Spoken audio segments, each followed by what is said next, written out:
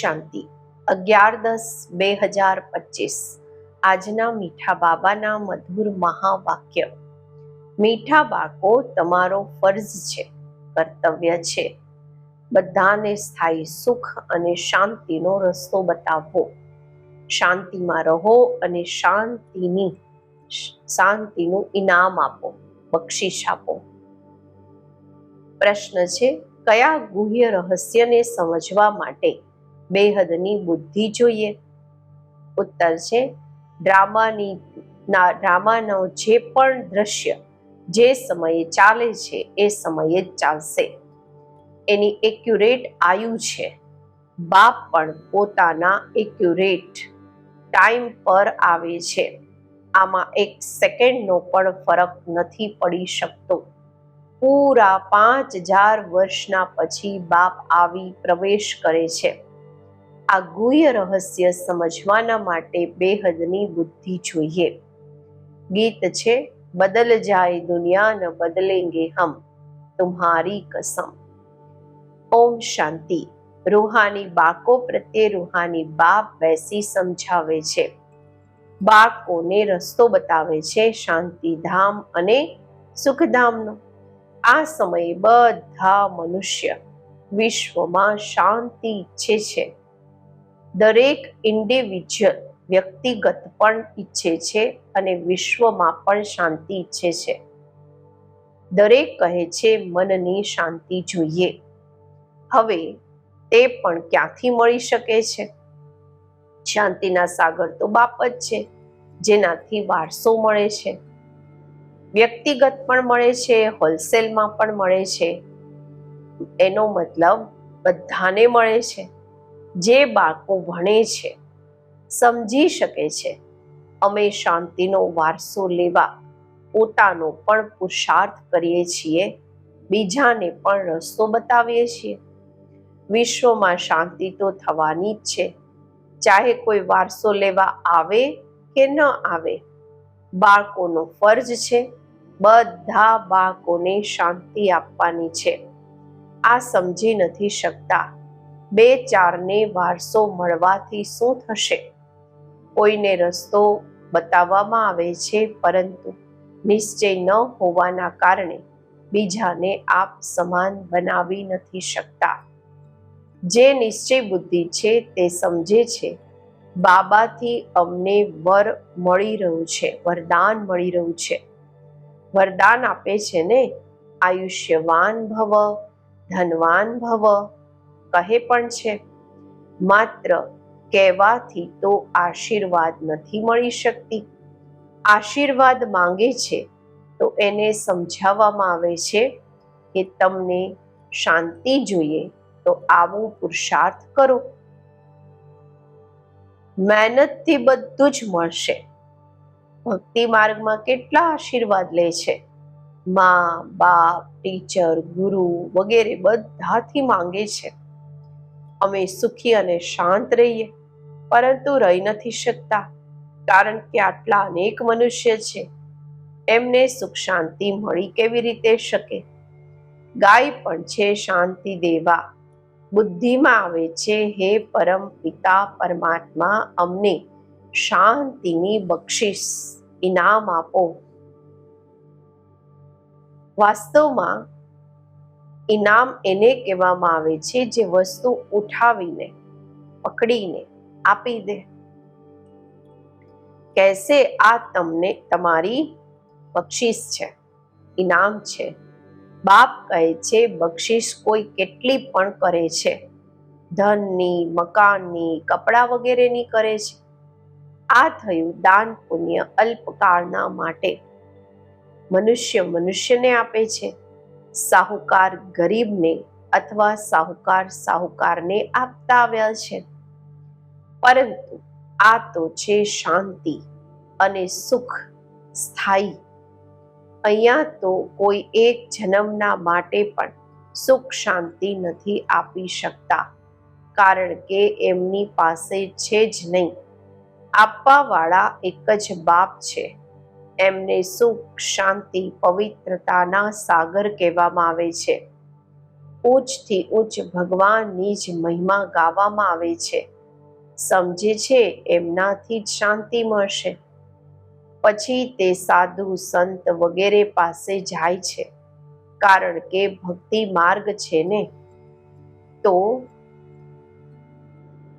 ફેરવતા રહે છે. આ બધું છે અલ્પકાળના માટે પુરુષાર્થ. તમારા બાળકોનો અત્યારે તે બધું બંધ થઈ જાય છે. તમે લખો પણ છો, બેહદના બાપથી 100% પવિત્રતા, સુખ, શાંતિનો વારસો મેળવી શકો છો. અહીંયા 100% અપવિત્રતા, દુઃખ, અશાંતિ છે. પરંતુ મનુષ્ય સમજતા નથી. કહે છે ઋષિ મુનિ વગેરે તો પવિત્ર છે, પરંતુ પેદાઈશ તો છતાં પણ વિષથી થાય છે ને, વિકારથી થાય છે. મૂળ વાત જ આ છે. રાવણ રાજ્યમાં પવિત્રતા હોઈ ન શકે. પવિત્રતા, સુખ વગેરે બધાના સાગર એક જ બાપ છે. તમે જાણો છો, અમને શિવબાબાથી 21 જન્મ અર્થાત અડધો કલ્પ 2500 વર્ષના માટે વારસો મળે છે. આ તો ગેરંટી છે. અડધો કલ્પ સુખધામ, અડધો કલ્પ છે દુઃખધામ. સૃષ્ટિને ના બે ભાગ છે, એક નવી, એક જૂની. પરંતુ નવી ક્યારે, જૂની ક્યારે થાય છે, આ પણ જાણતા નથી. ઝાડની આયુ એટલી એક્યુરેટ બતાવી ન શકે. અત્યારે બાપ દ્વારા તમે આ ઝાડને જાણો છો. આ 5000 વર્ષનું જૂનું ઝાડ છે. આની એક્યુરેટ આયુની તમને ખબર છે. અને જે ઝાડ હોય છે, બીજા જે ઝાડ હોય છે, એમની આયુની કોઈને ખબર નથી હોતી. અંદાજથી બતાવી દે છે. તોફાન આવ્યું, ઝાડ પડ્યું, આયુ પૂરી થઈ ગઈ, ઉંમર પૂરી થઈ ગઈ. મનુષ્યોનું પણ અચાનક મોત થતું રહે છે. આ બેહદના ઝાડની આયુ પૂરા 5000 વર્ષ છે. આમાં એક દિવસ ન ઓછો ન વધારે થઈ શકે છે. આ બનેલો ઝાડ છે. આમાં ફરક નથી પડી શકતું. ડ્રામામાં જે દ્રશ્ય જે સમયે ચાલવાનું છે, એ સમયે જ ચાલશે. બહુ રિપીટ થવાનું છે. આયુ પણ એક્યુરેટ છે. બાપને પણ નવી દુનિયા સ્થાપન કરવા આવવાનું છે. એક્યુરેટ ટાઈમ પર આવે છે. 1 સેકન્ડનો પણ આમાં ફરક નથી પડી શકતો. આ પણ હવે તમારી બેહદની બુદ્ધિ થઈ. તમે જ સમજી શકો છો. પૂરા 5000 વર્ષ પછી બાપ આવીને પ્રવેશ કરે છે, એટલે શિવરાત્રિ કહે છે. શ્રી કૃષ્ણના માટે જન્માષ્ટમી કહે છે. શિવની જન્માષ્ટમી નથી કહેતા, શિવની રાત્રિ કહે છે. કારણ કે જો જન્મ હોય તો પછી મૃત્યુ પણ તો હોય. મનુષ્યનો જન્મ દિવસ કહેશે. શિવના માટે હંમેશા શિવરાત્રિ કહે છે. દુનિયામાં આ વાતોની કોઈને પણ ખબર નથી. તમે સમજો છો શિવરાત્રિ કેમ કહે છે, જન્માષ્ટમી કેમ નથી કહેતા? એમનો દિવ્ય અલૌકિક જન્મ છે, જે બીજા કોઈનો હોઈ નથી શકતો. આ કોઈ જાણતું નથી. શિવ બાબા ક્યારે, કેવી રીતે આવે છે, શિવરાત્રિનો અર્થ શું છે, તમે જ જાણો છો. આ છે બેહદની રાત. ભક્તિની રાત પૂરી થઈ દિવસ થાય છે. બ્રહ્માની રાત અને દિવસ તો પછી બ્રાહ્મણોનો પણ થયો. એક બ્રહ્માનો ખેલ થોડી ચાલે છે. હવે તમે જાણો છો. અત્યારે દિવસ શરૂ થવાનો છે. ભણતા ભણતા જઈ પોતાના ઘરે પહોંચીશું, પછી દિવસમાં આવીશું. અડધો કલ્પ દિવસ અને અડધો કલ્પ રાત ગાવામાં આવે છે, પરંતુ કોઈની પણ બુદ્ધિમાં નથી આવતું. તે લોકો તો કહેશે કે કળિયુગની આયુ 40,000 વર્ષ હજુ બાકી છે, સતયુગની લાખો વર્ષ છે. પછી અડધાનો હિસાબ તો થઈ નથી શકતો. કલ્પની આયુને કોઈ પણ જાણતું નથી. તમે આખા વિશ્વના આદિ, મધ્ય, અંતને જાણો છો. આ 5,000 વર્ષના પછી સૃષ્ટિ ચક્ર લગાવતી રહે છે. વિશ્વ તો છે જ, એમાં પાર્ટ ભજવતા ભજવતા મનુષ્ય જ તંગ થઈ જાય છે. તે શું આવાગમન છે, આવવાનું જવાનું છે. જો 84 લાખ જન્મોનું આવવા જવાનું હોય, આવાગમન હોય, તો ખબર નહીં શું થાય. ન જાણવાના કારણે કલ્પની આયુ પણ વધારી દીધી છે. અત્યારે તમે બાળકો બાપથી સન્મુખ ભણી રહ્યા છો. અંદરમાં ભાસના આવે છે કે અમે પ્રેક્ટિકલમાં બેઠા છીએ. પુરુષોત્તમ સંગમ યુગને પણ જરૂર આવવાનું છે. ક્યારે આવે છે, કેવી રીતે આવે છે, આ કોઈ પણ નથી જાણતું. તમે બાળકો જાણો છો તો કેટલા ગદગદ થવું જોઈએ. તમે જ કલ્પ બાપથી વારસો લેતા રહો છો, અર્થાત માયા પર જીત મેળવો છો, પછી હારો છો. આ છે બેહદની હાર અને જીત. તે રાજાઓની તો ખૂબ જ હાર જીત થતી રહે છે. અનેક લડાઈઓ લાગતી રહે છે. નાનકડી લડાઈ લાગે છે તો કહી દેશે, હવે અમે જીત્યા. શું જીત્યા? નાનકડો ટુકડો જીત્યા. મોટી લડાઈમાં હારે છે તો પછી ઝંડો નીચે પાડી દે છે. પહેલા તો એક રાજા હોય છે, પછી ધીરે ધીરે વૃદ્ધિ થતી જાય છે. પહેલા લક્ષ્મીનારાયણનું રાજ્ય હતું, પછી બીજા રાજાઓ આવવાના શરૂ થયા, જેમ પોપનું બતાવે છે. પહેલા એક હતા, પછી નંબરવાર બીજા પોપ પણ બેસતા ગયા.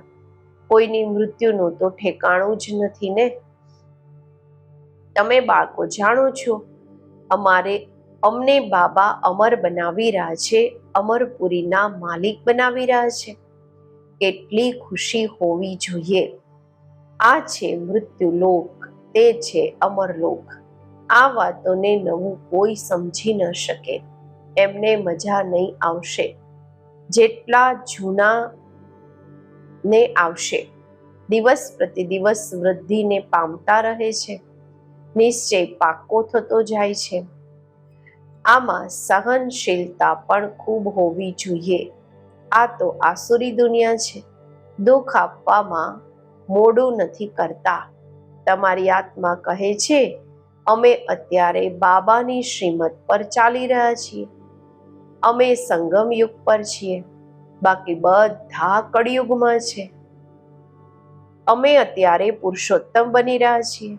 પુરુષોત્તમમાં ઉત્તમ પુરુષ ભણવાથી જ બને છે.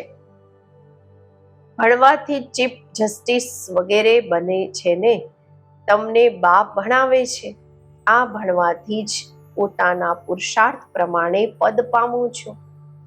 જેટલું જે ભણશે એટલા ગ્રેડ મળશે.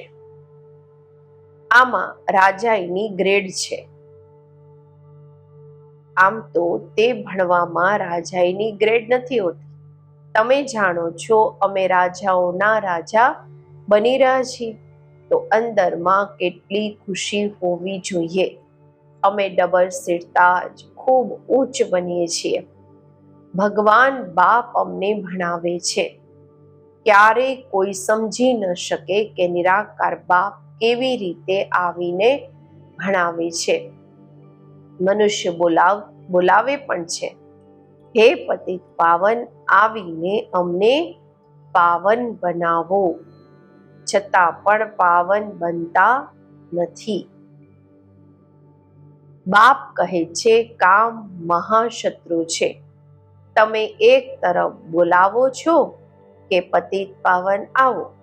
હવે હું આવ્યો છું, કહું છું બાળકો પતિતપણું છોડી દો, તો તમે છોડતા કેમ નથી? એમ જ થોડી બાપ તમને પાવન બનાવે અને તમે પતિત બનતા રહો. અનેક એવા પતિત બને છે. કોઈ સત્ય બતાવે છે, બાબા આ ભૂલ થઈ ગઈ. બાબા કહે છે કોઈ પણ પાપ કર્મ થઈ જાય તો તરત બતાવો. કોઈ સાચું કોઈ ખોટું બોલે છે, કોણ પૂછે છે? હું થોડી એક એકની અંદરને બેસીને જાણીશ. આ તો થઈ ન શકે. હું આવું જ છું માત્ર રાય આપવા, સલાહ આપવા. પાવન નહીં બનશો તો તમારું જ નુકસાન છે. મહેનત કરી પાવનથી પછી પતિત બની જશે તો કરેલી કમાઈ ચટ થઈ જશે. શરમ આવશે. અમે પોતે જ પતિત બની ગયા છીએ, પછી બીજાને કેવી રીતે કહીએ કે પાવન બનો? અંદર ખાશે કે અમે કેટલું ફરમાનનું, બાબાની શ્રીમતનું ઉલ્લંઘન કર્યું. અહીંયા તમે બાપથી ડાયરેક્ટ પ્રતિજ્ઞા કરો છો. જાણો છો બાબા અમને સુખધામ શાંતિધામના માલિક બનાવી રહ્યા છે. હાજરા હજૂર છે. અમે એમના સન્મુખ બેઠા છીએ. આમનામાં પહેલા આ નોલેજ થોડી હતી. બ્રહ્મા બાબામાં આ જ્ઞાન પહેલા થોડી હતું. ન કોઈ ગુરુ જ હતા જેમણે આ નોલેજ આપી હોય. જો ગુરુ હોત તો માત્ર એકને જ્ઞાન આપ્યું હશે શું? ગુરુઓના ફોલોઅર્સ તો ઘણા હોય છે ને, એક થોડી હશે. આ સમજવાની વાતો છે ને. સતગુરુ છે જ એક. તે અમને રસ્તો બતાવે છે, અમે પછી બીજાને બતાવીએ છીએ. તમે બધાને કહો છો બાપને યાદ કરો, બસ ઊંચથી ઊંચ બાપને યાદ કરવાથી જ ઊંચ પદ મળશે. તમે રાજાઓના રાજા બનો છો. તમારી પાસે અગણિત ધન હશે. તમે પોતાની જોડી ભરો છો ને. તમે જાણો છો બાબા અમારી ઝોલી ખૂબ ભરી રહ્યા છે. તમારી પાસે અગણિત ધન હશે. તમે પોતાની ઝોલી ભરો છો ને. તમે જાણો છો બાબા અમારી ઝોલી ખૂબ ભરી રહ્યા છે. કહે છે કુબેરની પાસે ખૂબ ધન હતું. વાસ્તવમાં તમે દરેક કુબેર છો. તમને વૈકુંઠ રૂપી ખજાનો મળી જાય છે. ખુદા દોસ્તની પણ કહાની છે ને. એને જે પહેલા મળ્યું હતું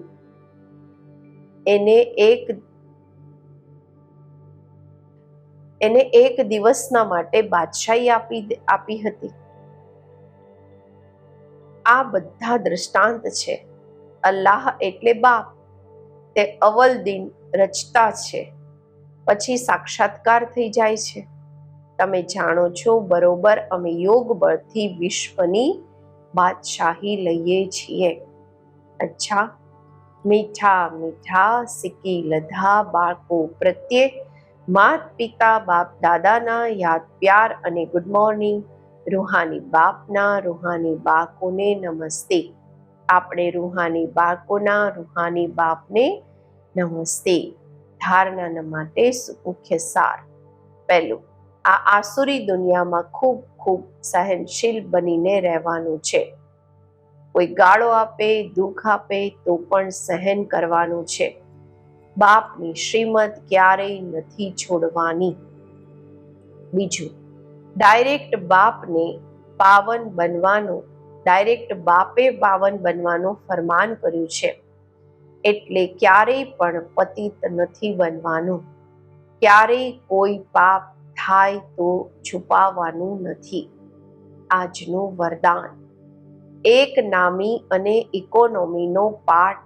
ઇકોનોમીના પાઠ દ્વારા હલચલમાં પણ અચલ અડોલ ભવ.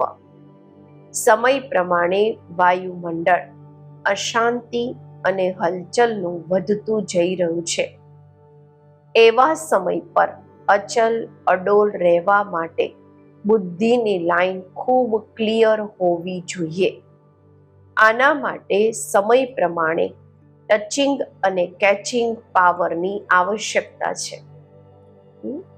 બાબાની વાતોને કેચ કરવી અને બાબા આપણને સમય પ્રમાણે ટચ કરે, એને વધારવાના માટે કેચિંગ પાવર, ટચિંગ પાવરને વધારવા માટે એક નામી, એક બાપને યાદ કરો અને ઇકોનોમી વાળા બનો, બચત કરવા વાળા બનો.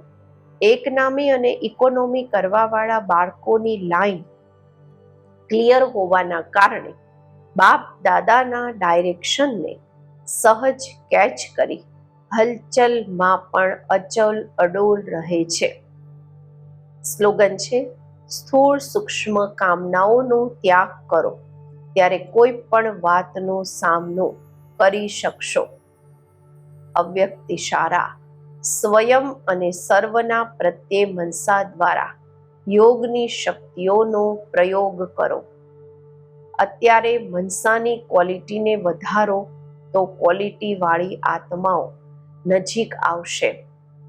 આમાં ડબલ સેવા છે, સ્વની પણ અને બીજાઓની પણ. સ્વના માટે અલગ મહેનત નથી કરવી પડતી. પ્રાલબ્ધ પ્રાપ્ત છે એવી સ્થિતિ અનુભવ થશે.